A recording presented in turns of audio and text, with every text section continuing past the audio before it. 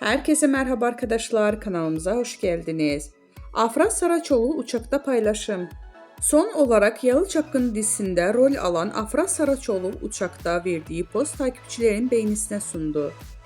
Yalı Çapkını dizisinde 3 sezon boyunca Seyran karakterine hayat veren Afra Saraçoğlu, oyunculuk performansıyla yanı sıra kariyeriyle sık sık medyanın gündeminde oluyor.